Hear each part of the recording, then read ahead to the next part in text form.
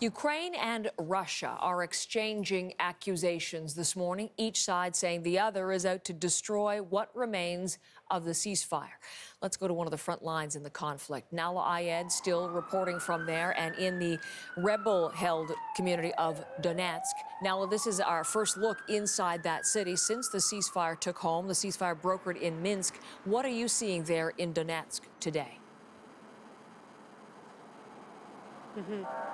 Well, Heather, we had heard about this, but obviously hadn't seen it until we came here. But from the moment we arrived, realized that this is one of the few places in East Ukraine at this moment, now that Debaltseve is over, where shelling is still going on. You might hear it in the distance. It's been intermittent throughout the afternoon. So fighting still happens on the outskirts of the city. But despite that, Heather, this place has moved on. We were talking to actually the people we work with who are from this city, who told us how people have gotten used to the shelling that has been going on. And because the ceasefire has sort of lessened the intensity of the fighting, they're out, they're shopping, they're trying to get supplies, they have emerged from the basements. But things are not back to normal, Heather. Obviously, stores are closed, lots of people have left. As you know, 1 million people have been displaced in this conflict, many of them from this city.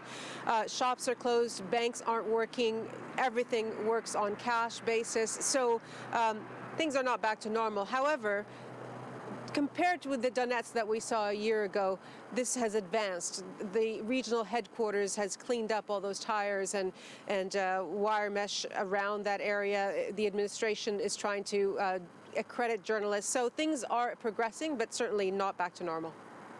So leave Donetsk for a moment and take us back to Debaltseve, from the area from where you were reporting yesterday. Nahlah, you said Debaltseve over. Of course, it fell yesterday.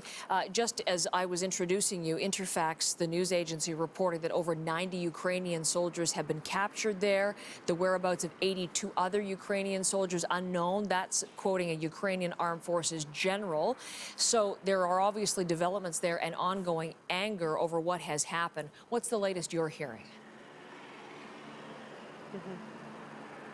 Well, we've heard that there are still pockets of fighting actually still happening in and around Debaltseve. But the question you hit on is very important, and it's one that's going to be the issue for the next few days, and that is just how many Ukrainians died in that retreat and how many are still in the hands of the rebels. We actually have heard that here in Donetsk and in another part of this area that we may actually see some of those Ukrainian prisoners today. We're waiting to hear about that a little bit later. But there is discrepancy, as you would imagine, between the Ukrainian side and the rebel side on how many people were captured. And that goes to your point that this will determine how Ukrainian people feel about what happened in Debaltseve. Obviously, a disappointment, but certainly if there are many more casualties than the government is saying, there will be a lot more anger about that. Nahlah, thank you very much. Nahlah live in Donetsk, Ukraine, for us this morning.